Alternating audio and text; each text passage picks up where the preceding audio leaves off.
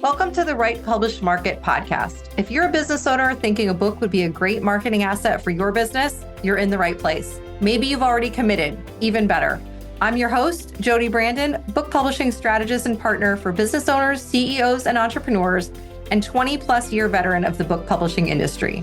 On the Write Publish Market podcast, in addition to learning from me and other industry experts, you'll hear from other business owners about their experiences as we explore all facets of writing, publishing, and marketing a book that will help your business grow in ways you might not even be dreaming of yet.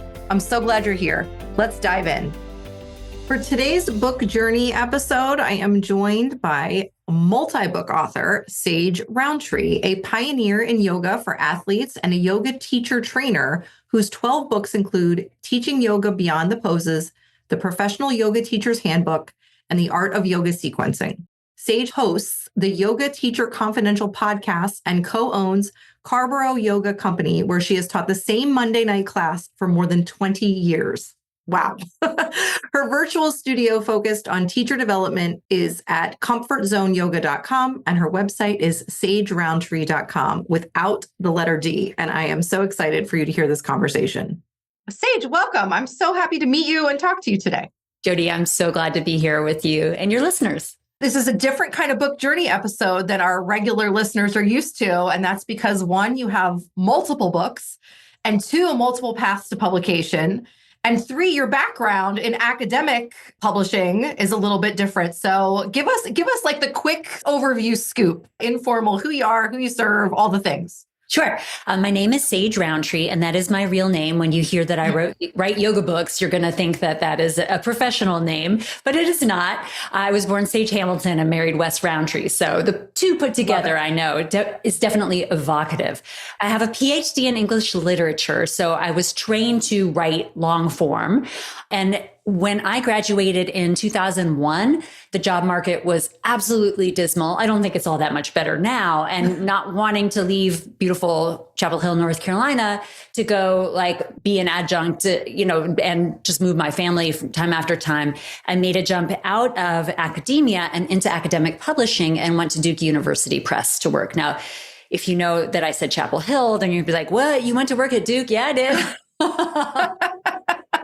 My husband still works there, so we'll take their money. That's fine. But that was academic publishing. And on the journal side, which is more not short form like we would think today, but I was working on articles instead of on full-length books. Also did a bunch of freelancing for Duke, also for Oxford and Cambridge University presses. So I knew the container side of what went into publishing. And then after I had my second child, became a yoga teacher and was moved completely to freelance and was procrastinating on freelance one day and had gotten deeply into endurance sports and yoga. And I was really interested in the intersections between the two. Procrastinating from my copy editing, I was like, what would it take to write a book on yoga for endurance sports? And I looked on the shelf, and all of my books that I had been buying and reading lately were published by the same publisher, an outfit called Velo Press out of Boulder, Colorado.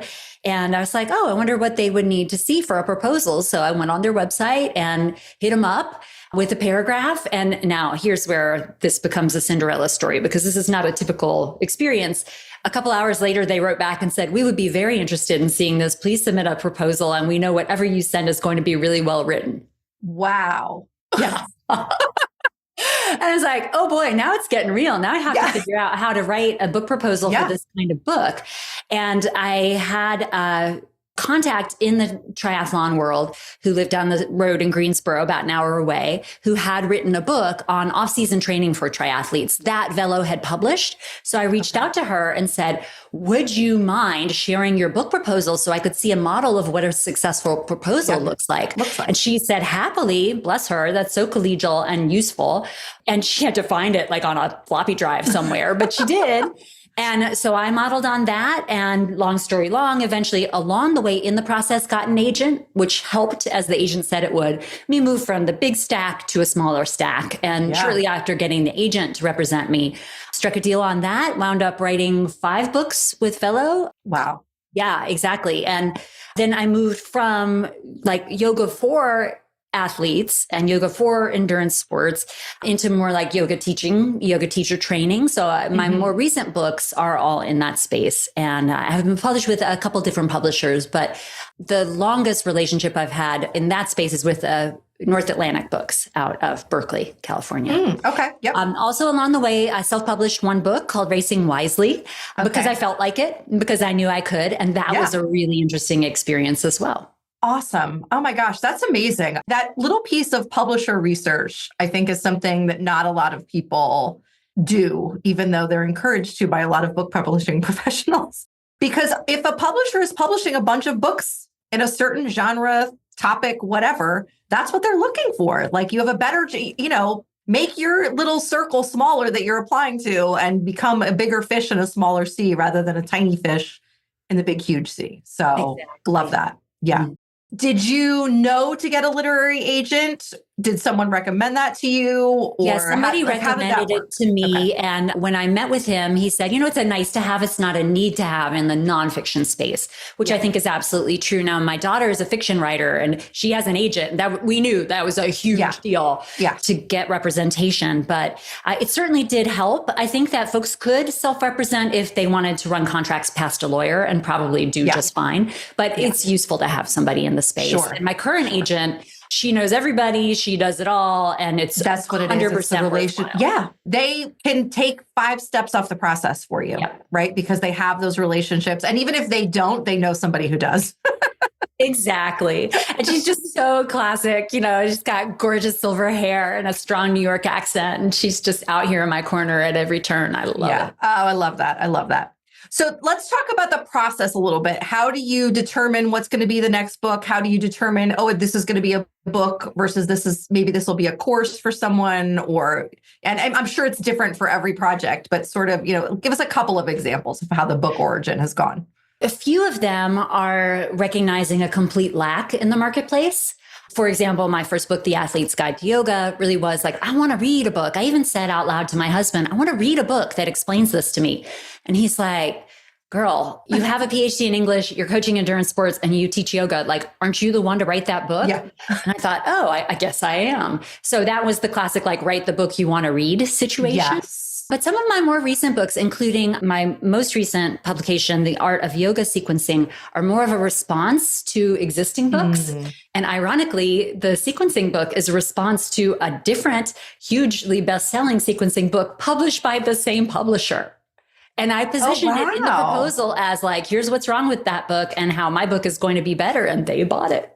Wow. Oh, I love that. Yeah. So that felt a little bold, but it also was speaking my truth. Yeah. Yeah. Well, and listen, sometimes bold pays off, right? Yeah. So I love that. Okay. Okay. But you have courses, you have other products. So how do you determine when you have an idea whether it's going to be maybe this isn't a book, maybe this is something else? Right. I think it needs to be pretty broad, especially because I work in a niche, yoga teachers. And then within that niche, I'm helping them after their original yoga teacher training. So it's not here are the basics of how to teach yoga. Although I do have a book called The Professional Yoga Teacher's Handbook that brings people, even as they're starting to think about how am I going to get into this field and where do I want to go? But then it kind of says, now go do it and then come back to the book and pick it up here and we'll keep walking through. I've already got a pretty small niche. And then within that niche, I specialize in teaching yoga to athletes. And that is a course. And that has been my signature online course since 2012. And I've never really tried to pitch that as a book. Okay. Because I feel like that's something where there needs to be a two-way discussion and relationship. Okay. And it's less that there is here's the system, here's the framework. I like for it to be more interactive with me. Okay. Well, and that makes sense too for that constituency. That makes sense. Yeah. I do find, I would like to know if you agree. I don't want to ask a leading question, that it's easier sometimes to make those determinations when you have a very specific niche. Probably, yeah. Yeah. Okay. I do too. I think so too. Hey there, business owner and aspiring or published author. Sorry to interrupt this episode. Just wanted to check in and see if you're subscribed to Coffee and Commas, my email newsletter, where I share behind the scenes, industry info, and much more about writing, publishing, and marketing a book for your business. Sign up at bit.ly/coffee and commas sign up. That's all lowercase. Now back to the show. Okay, so this is the fun part for me. Let's talk about the parts of the process that you like, the parts of the process that you don't like. Is it different depending on the book, or do you find patterns now that you've done this a bunch of times? I like almost all of it. I would be hard pressed to find parts that I don't like, but some of that is because I've known it from both sides of the equation, and I'm an ongoing reader too. So I like to think of it from every angle, and it's just fun to see how it all comes together.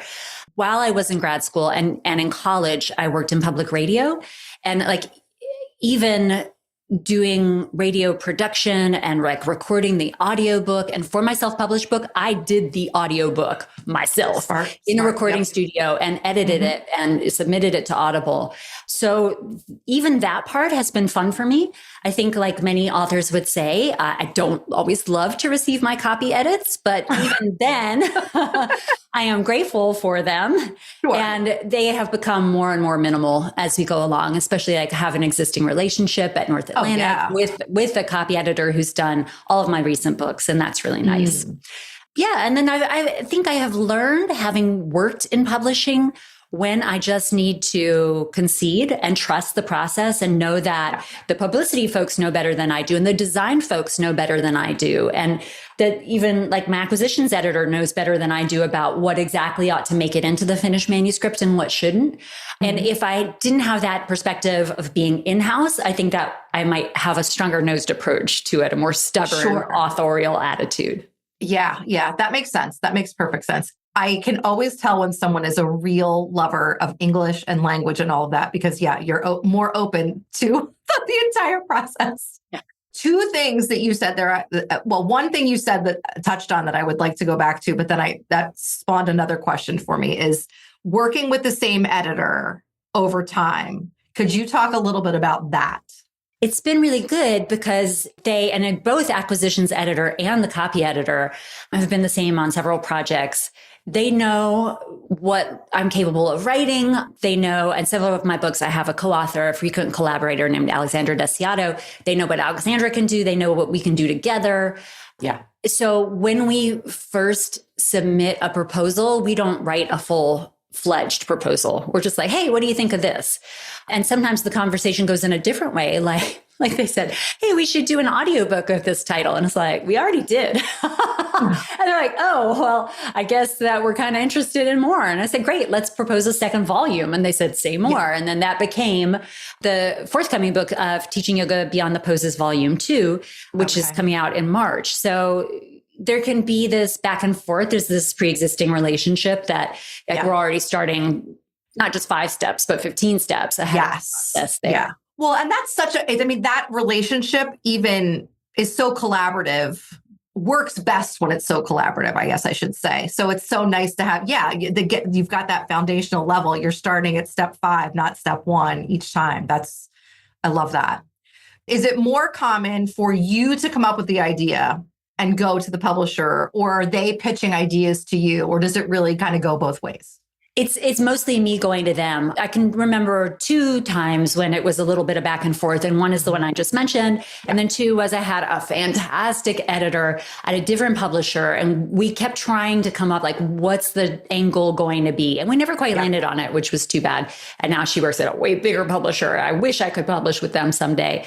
But it's generally me coming up with it and sometimes just spitballing from there, and other times writing out a proposal with outline, with sample chapters, and going more full featured.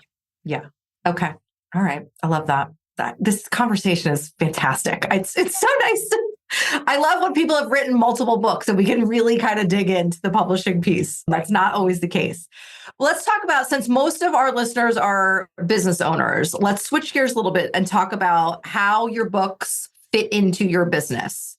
Sure. You've touched on that a little bit, but let's go a little bit more there. So I've had two kind of parallel and intertwined careers, one as an endurance sports coach and yoga teacher to athletes, and then the other as a yoga studio owner and teacher trainer. And I have books in both of those tracks. And that is really great at establishing authority, at drawing in the best fit clients. Like my approach to yoga to athletes and my approach to endurance sports training was very holistic, as you might imagine, and focused just as much on recovery as on what the workouts were going to be. So the folks who came to hire me to personally coach them to do long course triathlon, duathlon, ultramarathoning were already people who vibed with me, and they can figure out whether we're going to align by reading a book instead of having to do a whole bunch of booking calls and figure out the fit there. Same thing for teacher training. Many of my students, especially because I offer online courses as well as in-person teacher trainings, many of them come to me through my books. And then that is an attraction that pulls them to want to study with me more deeply. And then I can bring them into a more full featured online program. Yeah. Fantastic. Fantastic. Is there overlap in feels like two separate audiences, or is there overlap there or not so much? The overlap is in the teaching yoga to athletes part. Okay. So there were the athletes and then there are the yoga teachers and then the Reese's cup of the chocolate and peanut butter together. Is that teaching yoga to athletes niche. Okay. What advice would you give other business owners thinking about writing a book? What would you tell them? I would say definitely do it. Don't be hung up on traditional publishing. Self-publishing is fun and easy now, even more fun and more easy than it was when I wrote Racing Wisely, which must have been like 2050. So 10 years ago, I still had a lot to learn there, even as a publishing, experienced publishing professional. So it's a lot easier now. You can get great support. You can hire people to help you through the process, which is really useful.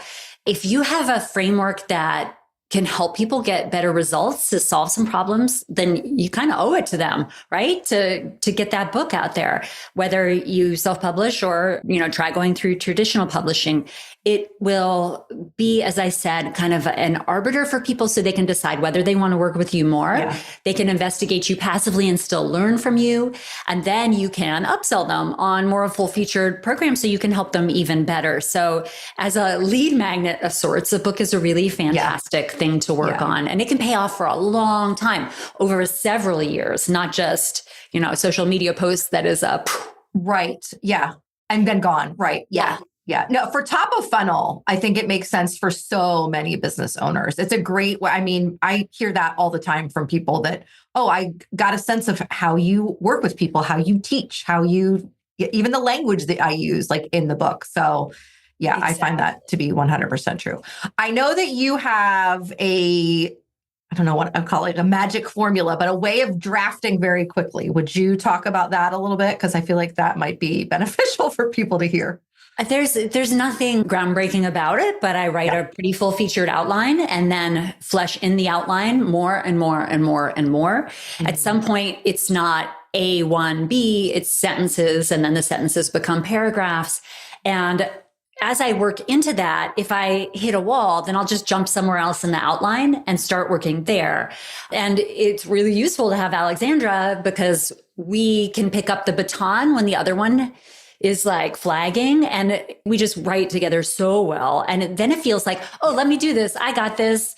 It's so easy to write when you're solving the problem for someone else and not just facing your own roadblocks, which is really, really helpful. Something I learned when I was writing my dissertation, I read a whole book about like how to get your dissertation done. And I needed to know because I was pregnant. It's like, this has to happen before the baby comes. Is the advice always park on the downhill slope. You might remember when we drove manual cars, sometimes your car wouldn't start and you would need to like roll it down the hill and throw it into gear to get the car to start. Right. So it would be, and this is, I think, advice from Hemingway as well, like, stop halfway through a sentence or like write the thesis for the next chapter and walk away then so that when you sit down, it's so easy to pick up the thread and keep going. Yeah. You already have that momentum. That's fantastic advice. We didn't talk about this, but let's talk quickly about having a co-author or a collaborator. How did you come to find one? Was it intentional? How has the process evolved now? Because you've done multiple books together, right? Yeah. Okay. 3. Okay. So Alexandra was a teacher at my studio. I hired her to teach Pilates, and then she got into yoga and she did yoga teacher training with me, both her 200 and 300 hour, which is like the foundational and the advanced modules. Okay. And she was my protege, and she had come to assist me. Workshops for athletes, would come to UNC football with me and work with them. And she said, I was thinking I might like to write a book on yoga for aging athletes. And I was like, that's awesome.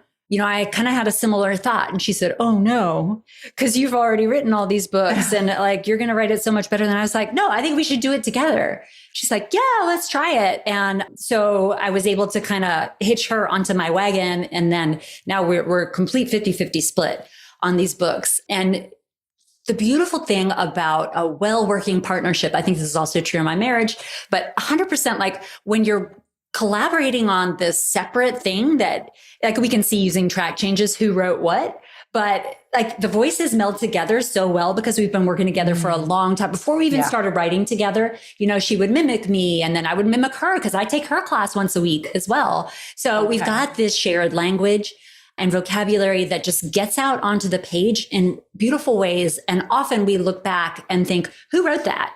Was that you? I was like, I think that sounds like you, but I think I remember writing it. And this kind of that's fantastic. It is. I know that it is a blessing and I appreciate it all the time. And I feel like if you have a good partnership, it feels like you're doing less than half the work. And all the time, she and I are like, oh, I'm so sorry. I've been so slack this week. And, we haven't made that much progress. Like, what? It looks great. Right. Look at how much you did. And suddenly it's done. And it feels like we both feel like we're getting the good end of the deal. Oh, that's fantastic. Seamless writing from multiple people is hard.